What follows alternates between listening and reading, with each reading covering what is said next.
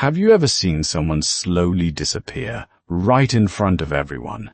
Not because they were screaming, not because they were dramatic, but because no one thought they were worth the trouble.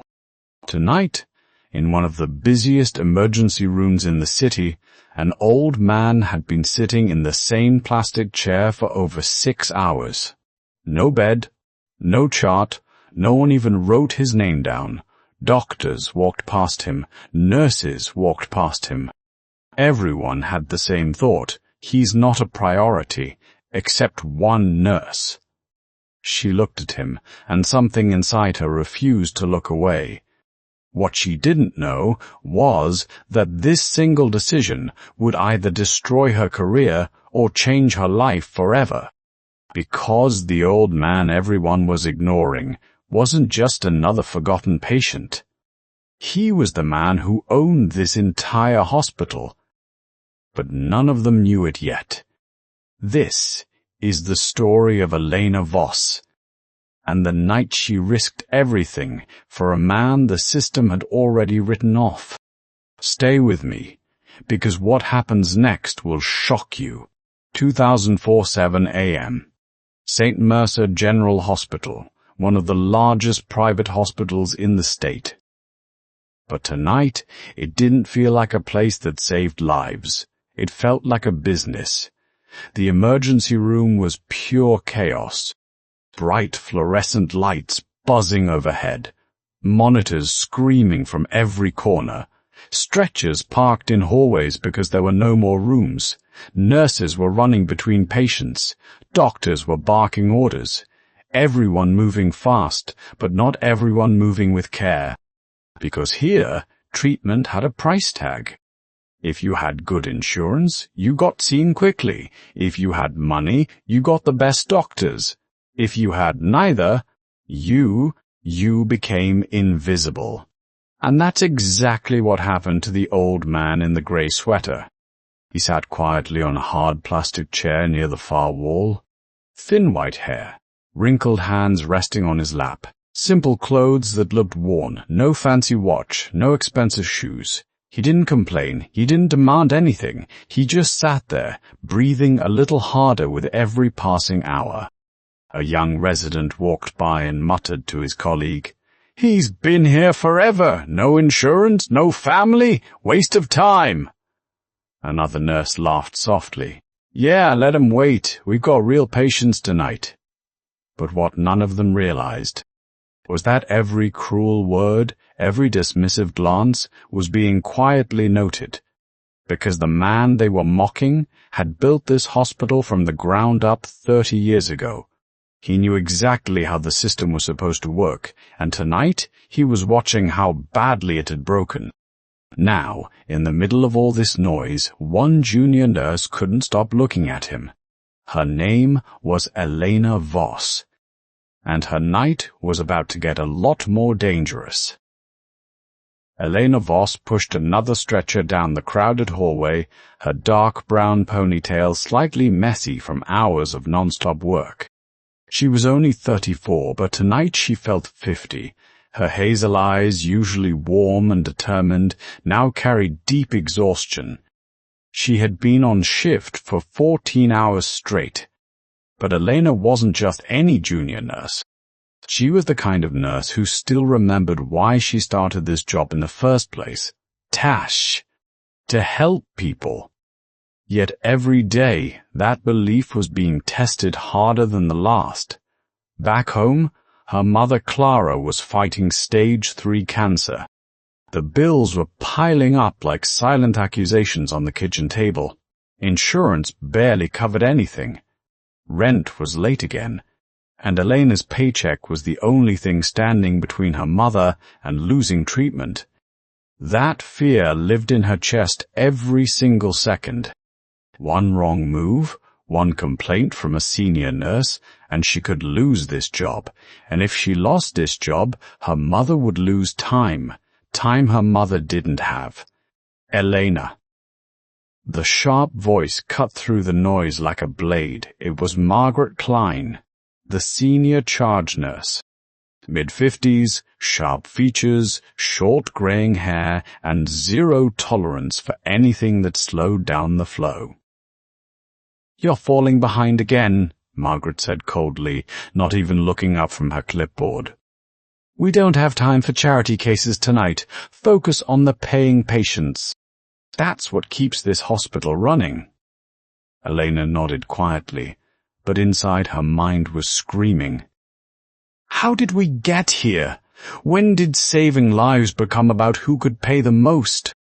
She glanced toward the far end of the hallway, where the old man in the grey sweater still sat motionless on that plastic chair. No one had checked on him in hours. His breathing looked shallower now, his shoulders slightly hunched with every inhale. But what none of the other staff realized was that Elena had already noticed him the moment he arrived. Something about the quiet dignity in his eyes refused to let her forget him. Margaret's voice snapped again. "Elena, did you hear me? Low-priority patients are not your concern. One more warning and I'll write you up. You can't afford that right now, can you?" The threat landed heavy. Elena felt her stomach tighten. She thought of her mother lying upstairs in the oncology ward. The next chemo cycle was already delayed because of unpaid bills.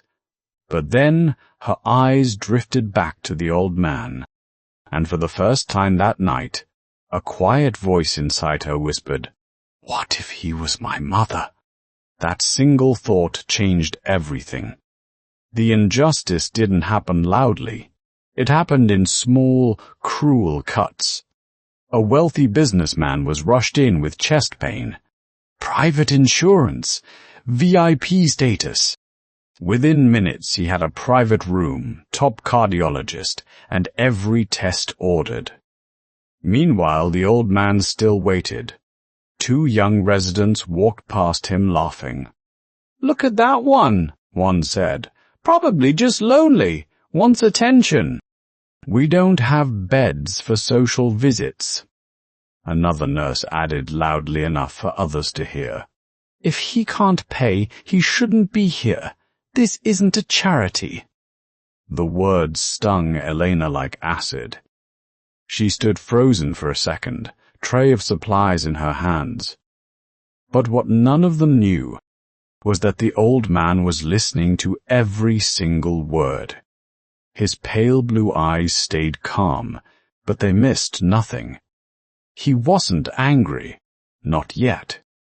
He was simply observing, because this was exactly why he had come tonight, not as a patient, but as the man who had founded this hospital 30 years ago, the man whose name was still on the original charter, the silent owner who had stepped away from daily operations years ago to see what his creation had truly become.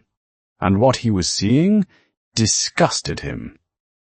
Elena couldn't take it anymore. She set the tray down and started walking toward him. Margaret's voice stopped her cold. "Elena Voss, don't you dare!" The entire hallway seemed to slow down. Several nurses turned to watch. A doctor raised an eyebrow from the station. Margaret stepped closer, lowering her voice into something dangerous. "You help him, and you're done here. I will make sure every senior doctor knows you're the one wasting resources on no-hopers. Your mother's treatment depends on this job, doesn't it?" The words hit like a slap. Elena's hands trembled slightly. She could lose everything in one moment, her job, her mother's care, her entire future. But the old man lifted his eyes and looked straight at her. For the first time that night, their gazes truly met. In that quiet second, something passed between them, a silent understanding. He didn't speak. He didn't beg. He just looked at her with calm, tired dignity, as if asking one simple question, "Will you see me?" Elena's heart pounded so hard she could hear it over the beeping monitors. This was the moment. the line between safety and doing what was right. And she could feel the entire system watching, waiting for her to look away. But what happened next would set off a chain reaction no one in that hospital saw coming. Elena stood there, frozen in the middle of the chaotic emergency room, bright lights buzzing overhead, staff rushing in every direction, monitors beeping like they were counting down to something. Margaret's threat still echoed in her ears. "You help him, and you're done here." Elena's mind was spinning. One choice. That was all it would take. If she walked away right now, she could keep her job. She could keep the paycheck that paid for her mother's medicine. She could stay safe. But if she helped the old man, she would be crossing a line that could never be uncrossed. Her heart pounded harder. She thought about her mother lying upstairs, machines beeping softly beside her bed. She thought about the stack of unpaid bills waiting at home. She thought about how one write-up could end everything. Then she looked at the old man again.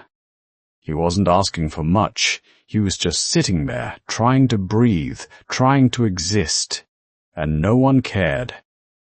Elena took a slow, deep breath. Her hands clenched into fists at her sides. What if he was my mother? The thought refused to leave her. What if it was Clara sitting there, invisible, while everyone rushed past? Would she want someone to look away? No. She wouldn't. Elena made her choice. She stepped forward. One step, then another, each one feeling heavier than the last. Margaret's voice cut through the noise like a whip. "Elena, don't!" But Elena didn't stop. She walked straight to the old man and knelt down beside his chair. The entire hallway seemed to slow down. Several nurses stopped what they were doing. A doctor looked up from the station with raised eyebrows. This was it, the point of no return. Elena looked directly into the old man's pale blue eyes. "Sir, can you hear me?" she asked softly. The old man slowly lifted his head. His voice was weak but clear. "Yes, I can hear you. My name is Elena. I'm going to help you." For the first time in hours, a small, grateful smile touched his lips. "Thank you," he whispered. But what none of the watching staff realized was that this simple act of kindness had just triggered something much bigger. Eleanor quickly checked his pulse. It was fast. Too fast. His oxygen levels, even without a proper monitor, looked dangerously low. She reached for a portable oxygen mask that had been left nearby and gently placed it over his face. She turned the flow up. "Try to breathe slowly for me," she said calmly. "You're safe now." The old man took a deeper breath. Some color returned to his face. He studied her for a long moment, not like a patient looking at a nurse, but like someone evaluating a person. "Why are you doing this?" he asked quietly, his voice muffled slightly by the mask. "Everyone else walked past me for hours. Why didn't you?" Elena hesitated. She could feel eyes on her from every direction. Margaret was already marching toward them. But something about the old man's calm, steady gaze made her answer honestly. "Because you're a human being," she said simply. "Not a chart, not a number, not a payment status." The old man's eyes softened.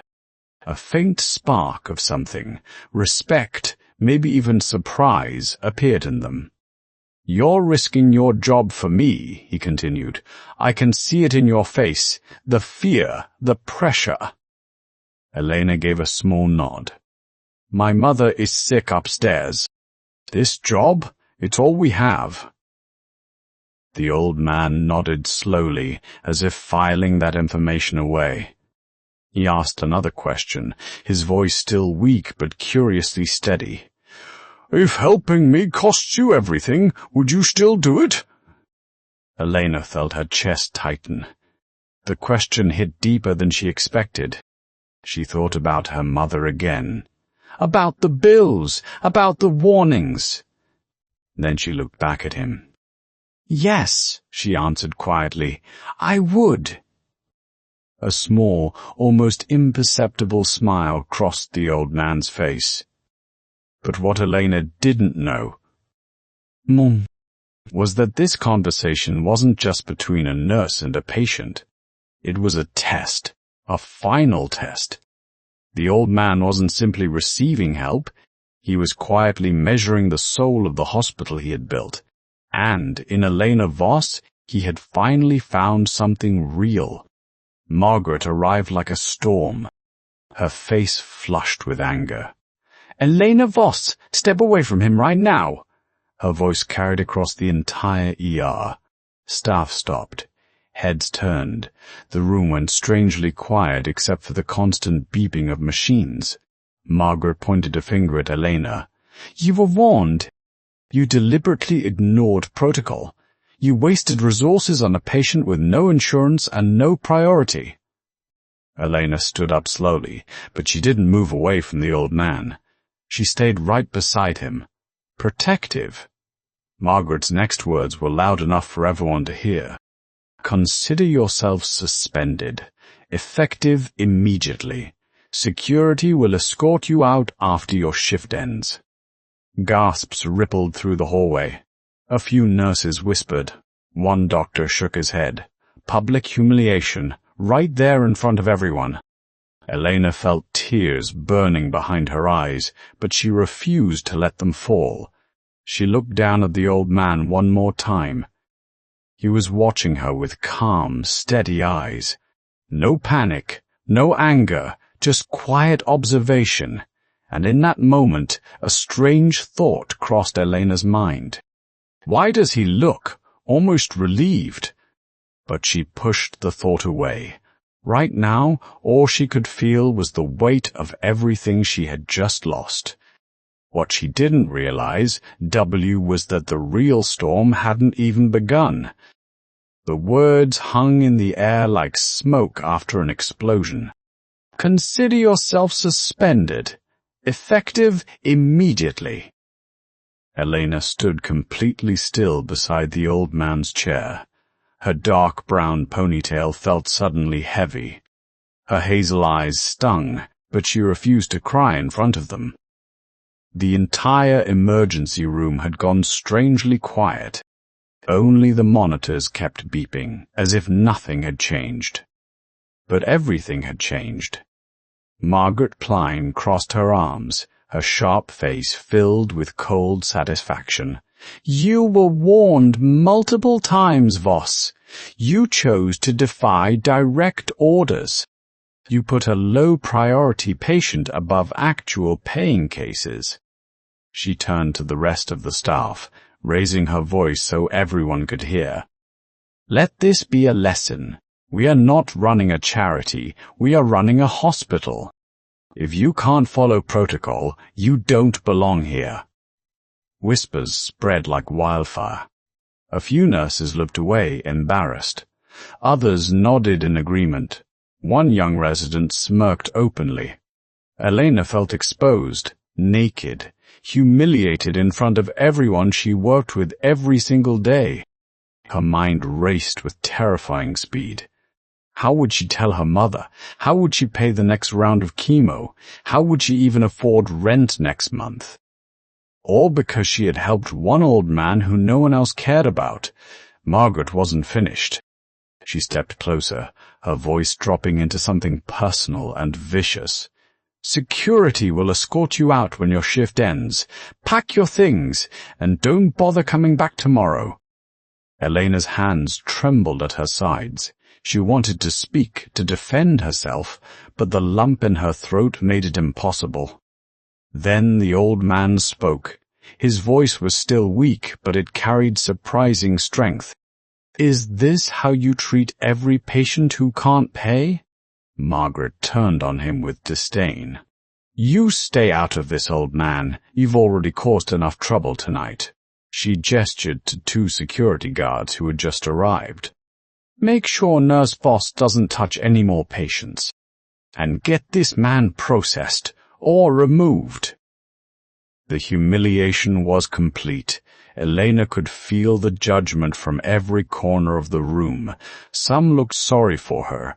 Most looked relieved. It wasn't them. But what none of them understood was that the old man was no longer just watching. He was waiting. Elena turned back to him one last time, her voice barely above a whisper. "I'm sorry. I tried." The old man looked up at her with those calm, pale blue eyes. There was no fear in them, only quiet certainty. He reached out slowly and touched her hand. "Just for a second." "You did more than try," he said softly. "You chose to see me." That small gesture gave Elena a strange strength. Even as security began to move closer, she stood a little taller. But inside, the fear was crushing. Her career, her mother's life, everything was slipping away, and the worst part? She still didn't regret helping him. Hours passed in painful slow motion. Elena finished her remaining tasks under the watchful eyes of security. Every step felt like walking through mud. Every chart she updated felt pointless. The old man had been moved to a corner bed, finally, but only after Margaret made sure it was the worst possible spot. No real monitoring, no urgent care, just enough to say they had handled him. Staff kept whispering as Elena walked by. Poor Eleanor, threw her whole career away for that nobody. She always cared too much. Now look where it got her. One nurse even laughed quietly. "Hope your charity case was worth it." Each comment cut deeper than the last. Elena kept her head down, but her mind was screaming. What if this was the end? What if she had destroyed her future in one single moment of compassion? But something strange was happening in the background. The old man had made a quiet phone call when no one was looking. Just a few short words. And now, things were beginning to shift. At 5:000 a.m., as the night shift was ending, the atmosphere in the hospital suddenly changed. Important-looking people started arriving. Men and women in sharp suits, hospital board members, executives who rarely showed up at this hour. Whispers turned into confusion. Margaret looked nervous for the first time all night. Even the head doctor seemed uneasy. Then came the announcement over the intercom. "All senior staff and department heads report to the main conference room immediately. Emergency board meeting." Margaret frowned. "What the hell is going on?" she muttered. Elena was still packing her small bag at the nurse's station when she heard footsteps approaching. It was one of the security guards, but instead of escorting her out, he looked almost respectful. "Nurse Voss," he said quietly. "You've been requested in the conference room as well." Elena blinked in confusion. "Me? Why?" The guard shrugged. "I don't know, but they said it's important." As she walked toward the conference room, her heart hammered in her chest. Was this the final firing? A public execution in front of the entire board? She entered the large room and froze. The long table was filled with the hospital's top executives. Margaret was already there, looking confident again. Several doctors sat stiffly in their chairs. And at the head of the table sat the old man. But he no longer looked like the frail, ignored patient from the ER. He was wearing a fresh suit that had been brought for him. His posture was straight. His presence filled the entire room. The same pale blue eyes that had looked so tired earlier now carried calm, absolute authority. Elena's breath caught. What was happening? Margaret leaned forward with a smug smile. "Mr. Reed, I assume you called this meeting to discuss the incident with Nurse Voss. We handled it according to protocol." The old man, Mr. Thomas Reed, looked at Margaret for a long moment. Then he spoke, his voice clear and commanding. "You have no idea who I am, do you?" The room went dead silent. He continued slowly.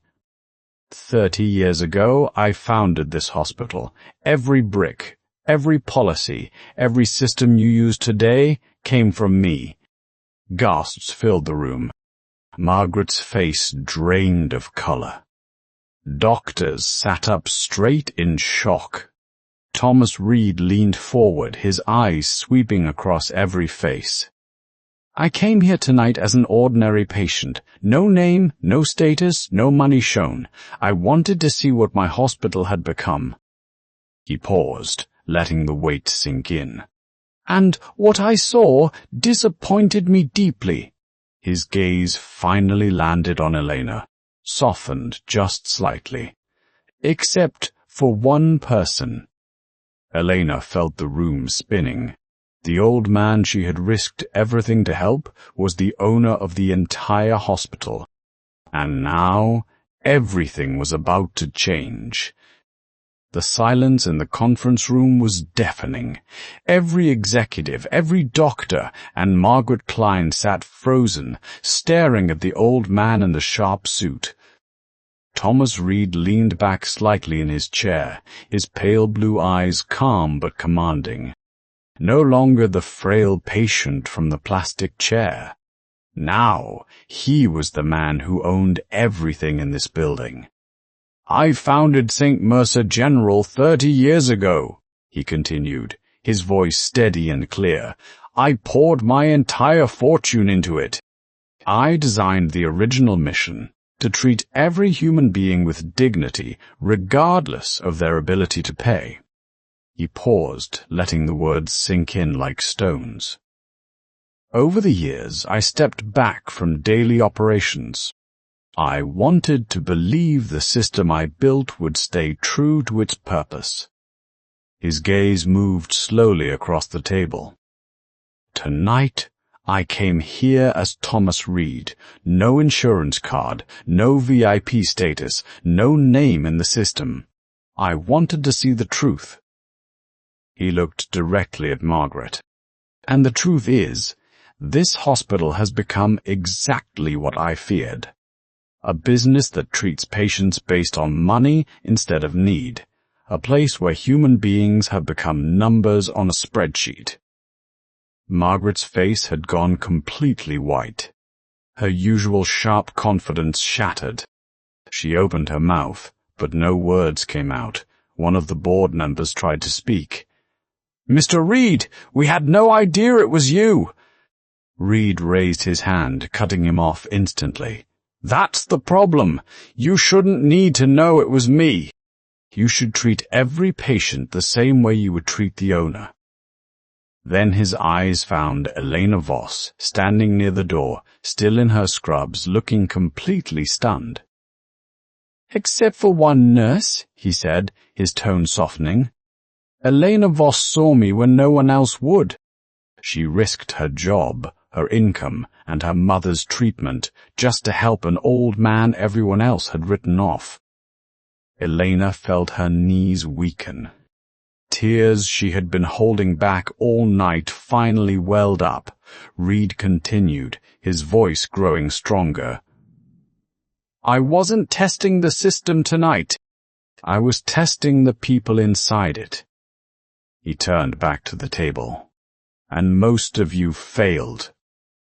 The room erupted into chaos.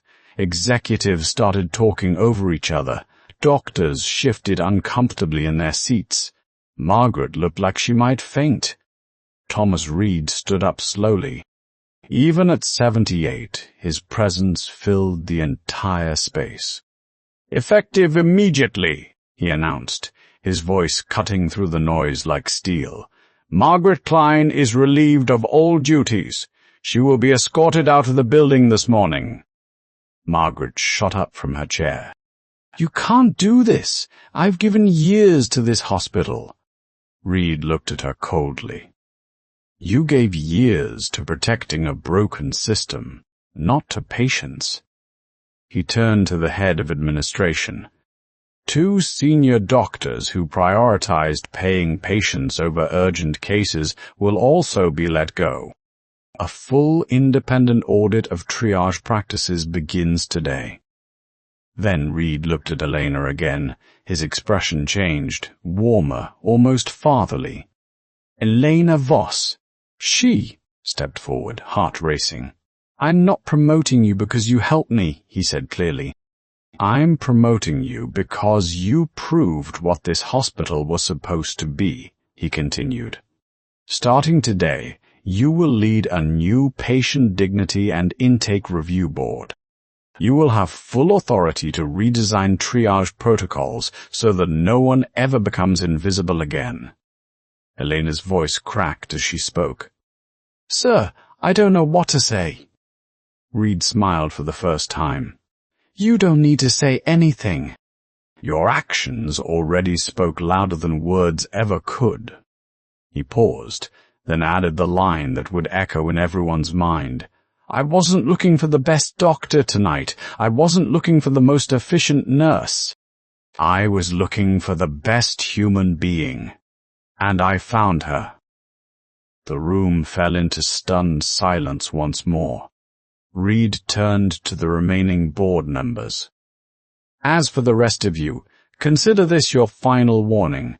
This hospital will return to its original mission, or I will sell it and start over. Hours later, as the morning sun began to rise over the city, Elena walked quietly down the hallway toward her mother's room. The chaos of the night felt like a distant dream, but the weight of what had happened still sat heavy on her chest. She entered the room and sat beside her mother's bed. Clara Voss opened her eyes and smiled weakly.